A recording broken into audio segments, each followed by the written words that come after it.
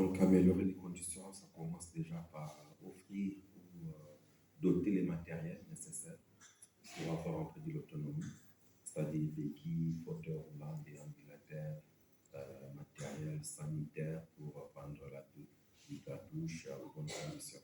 Donc, je pense que pour tout ce qui s'est déjà dit par les précédents intervenants, vous avez tous compris que le problématique est pareil.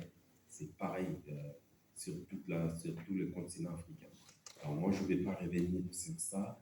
Je veux plutôt parler un peu du vécu ou je parlerai peut-être aussi de mon expérience personnelle assez rapidement et puis la solution que nous essayons, nous, l'association, apporter au niveau du Congo déjà. Parce que je viens de là et malheureusement, les problèmes, c'est pareil. Donc, l'abandon et les responsabilités de l'État africain sur la problématique du handicap. Moi, j'ai eu le handicap à l'âge de 2 ans. Donc, il y a 2 ans que je connais mon handicap. Un matin, sans être malade. Et puis, un matin, je n'arrivais plus à me lever, à prendre bon, j'avais 2 ans, ma mère qui me donnait un peu la douche. Et elle a compris qu'il y avait un petit souci, je n'arrivais pas. Pour elle, c'était des caprices d'enfant. Elle m'a donné quelques gifles. C'est l'autre personne qui était assise à 10 mètres plus loin, qui observait un peu la scène. Et elle s'est rendue compte, elle a interpellé ma mère qui me dit, mais non, là, moi je pense qu'il y a un petit problème, il faut amener l'enfant à l'hôpital. Bon, quel problème, elle n'est pas malade, elle ne fait pas de fièvre. On m'amène quand même à l'hôpital et là, le diagnostic est tombé, j'étais poli. Donc depuis ce jour-là, je suis sur mon fauteuil, que j'adore d'ailleurs, parce que moi, le handicap, ce n'est pas une malédiction. Je rentre du Congo, j'ai passé à une émission et à la fin, on m'a donné la dernière parole. Je me suis exprimé et à la fin, j'ai dit le handicap, c'est une chance. Donc, je dis ça pour ça. Pourquoi? Je pense que dans la vie, on peut être, je vais prendre un exemple bête, on peut être une jolie fille, par exemple, et qu'on se sent vraiment bien dans sa peau, mais si tout le monde te dit chaque jour, ben non, mais tu n'es pas jolie, regarde ton nez, ça ne va pas. Au bout du moment, on fait arriver à croire qu'on n'est pas joli. Donc, moi, ma mission, c'est de parler le côté positif du handicap. Surtout quand je suis en face des personnes en situation de handicap ou en face des enfants avec le handicap. Tout simplement pour leur donner la confiance, pour leur donner l'envie de vivre, la joie de vivre et surtout d'avancer. Même si, en tout cas, le problème du handicap, avec tout ce qui a été abordé ici, c'est une réalité. Moi, l'idée déjà de créer l'association est venue parce que avant d'arriver en France, j'ai quitté mon pays en 2004. J'ai fait quelques pays d'Afrique australe, l'Angola, la Namibie, l'Afrique du Sud par là.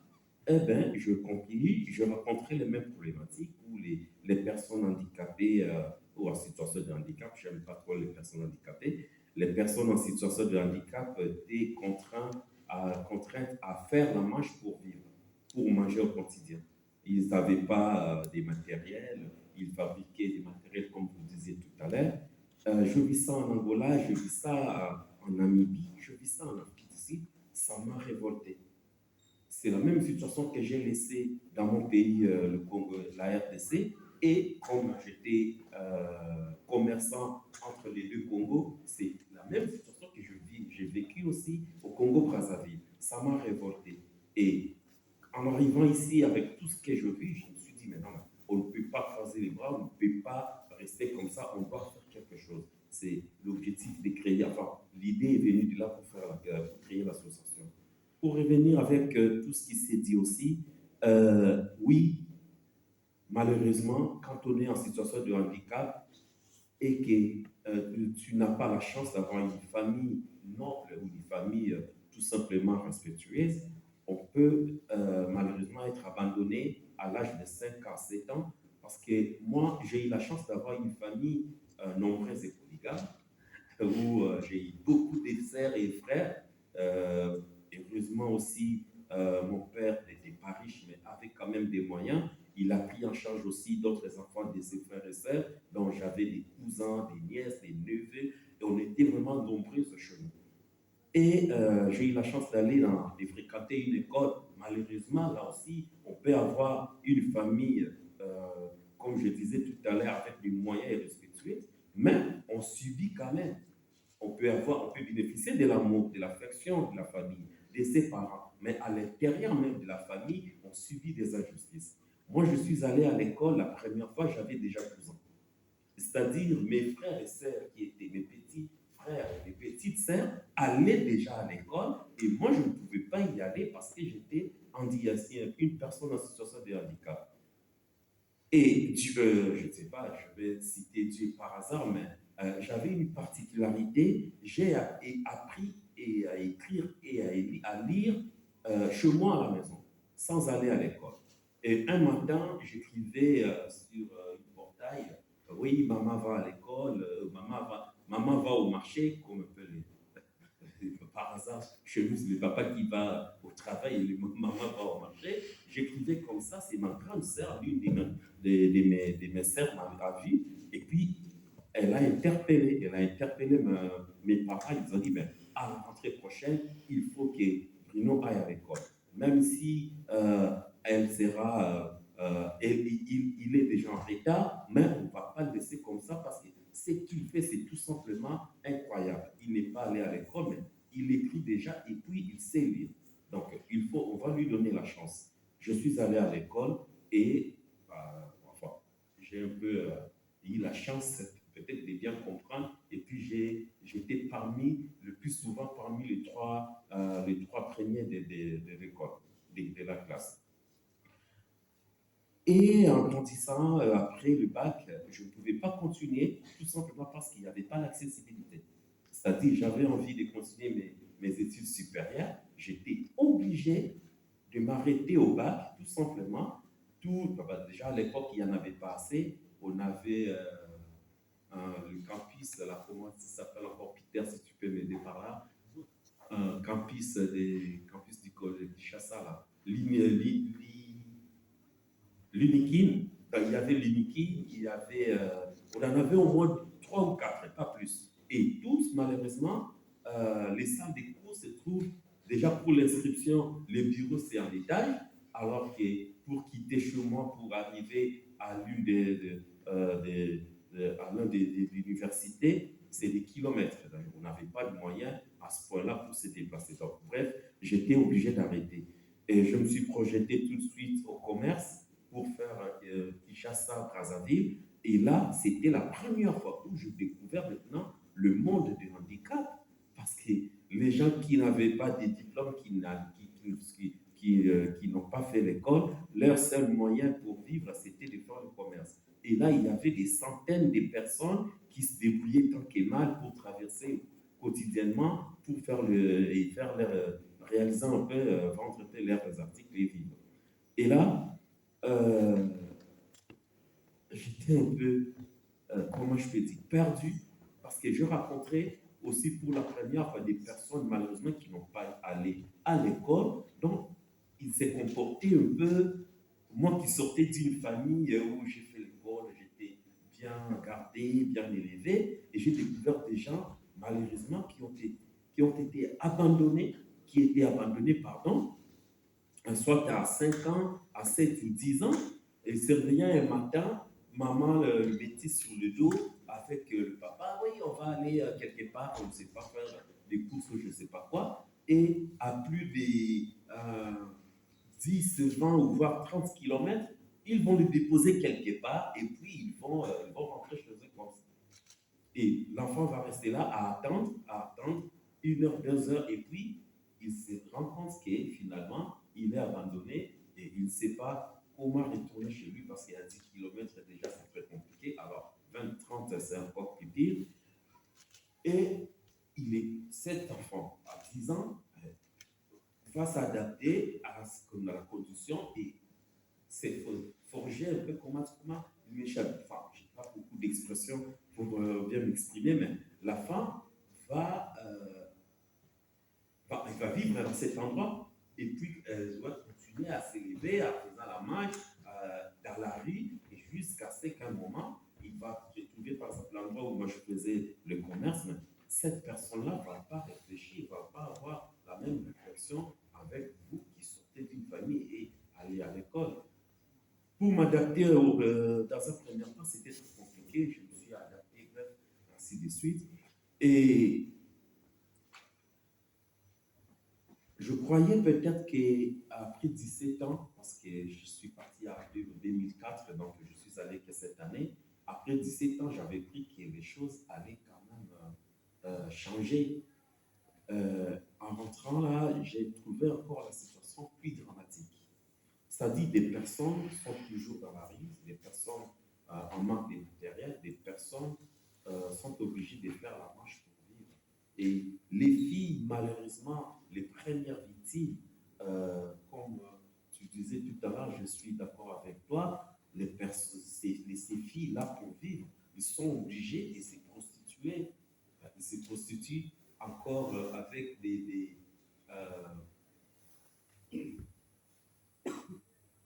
comment, enfin, on les paye, les clients les paye encore 2 ou 3 fois moins que les filles valides. Parce que, je ne sais pas même, c'est juste incroyable. C'est juste incroyable. La situation est chaotique. Mais moi, je pense, comme tu disais tout à l'heure, Marguerite, il faut une vraie synergie. Nous qui sommes ici. Parce que le peu que nous apportons en Afrique, vous ne vous rendez pas compte, mais c'est énorme pour les bénéficiaires. Les gens sont dans la galère absolue. Et si on peut justement faire cette synergie, parce que moi, la solution pour moi ne viendra pas seulement à ce que nous apportons. C'est bien, c'est un peu le système des politiques, justement. Je veux vous raconter, en Afrique, quand on va réclamer un droit, ben, ils préfèrent vous donner le peu que vous allez pour vivre 2 ou 3 jours. Comme ça, vous allez partir, vous allez laisser tranquille. Je suis rentré parce que je suis aussi basketteur. Je joue à Saint-Germain. Je rencontrais un problème. La fédération, c'était nouveau d'ailleurs. Moi, je l'ai découvert sur Internet. Donc, c'était la première fois où une fédération handisport, entre guillemets, qui a été créée. Ça, c'était la fédération congolaise des pratiques des baskets sur fauteuil. C'était une fédération qui venait d'être créée en 2019. Et moi, je croyais que la fédération était créée, tout était en ordre et tout. Et mais là, je suis arrivé, j'ai eu à discuter avec le président de la fédération qui me dit, ben, on se rencontre, on est face à un problème qui est très compliqué. Ça fait 3 ans pour que la fédération puisse bénéficier des exonérations ou des subventions comme toutes les fédérations. Eh ben, il faut que le ministre signe un document et ça fait 3 ans. Et plus de 4 ministres sont passés, ces documents n'est pas toujours signé. Tout simplement parce que c'est le handicap. Dans le mot handicap, c'est un mot des malédictions, comme on disait, c'est un mot où c'est un handicapé, ce sont des personnes, qu'est-ce qu'ils vont faire, qu'est-ce qu'ils vont nous rapporter, ça peut traîner là, c'est pas grave. Alors moi, je motivais ces présidents et on a fait des émissions. On est passé dans 3, 4 médias et finalement, on est allé voir aussi, on a rencontré le conseiller stratégique du président de la République. Le document n'a pas toujours été signé malgré cette médiatisation. Un moment après l'entraînement, je dis, bon, là, personne ne rentre chez lui, on va tout le monde au ministère des Sports. Il faut que le ministre, il faut qu'on rencontre le ministre qui nous explique c'est quoi le problème. On est allé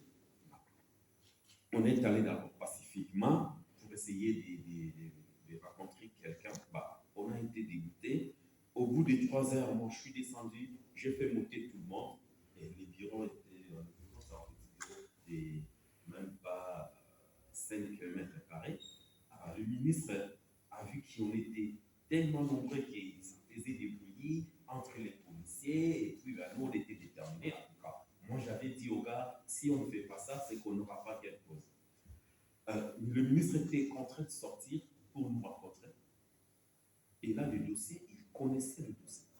Dès qu'ils m'ont vu, c'est vous, l'international qui est venu de la France, et on vous a vu avec le conseiller du président de l'Église, c'est moi, donc on vient vous rencontrer parce qu'il y a un problème. Oui, oui, oui, on connaît votre dossier, le dossier est là, je vais les signer, ne vous inquiétez pas, rentrez. Moi, je dis, je ne peux pas rentrer comme ça sans garantie. Qu'est-ce qui prouve que vous allez signer le dossier? Parce que ça fait plus de 3 ans et vous êtes le 5e ministre. Oui, mais vous inquiétez pas. Amenez-moi 200 $, on va leur donner, et puis je vous assure, on revenait mardi, on était quoi? On était lundi, on était mardi, il fallait revenir jeudi, le dossier serait signé. Moi, on a refusé, jusqu'à ce qu'il nous a fait monter au bureau et signer les documents et nous les donner. Donc, vous voyez, le handicap, parfois, la solution ne viendra que de l'État. Tout ce qu'on fait, ce ne sont que des biens.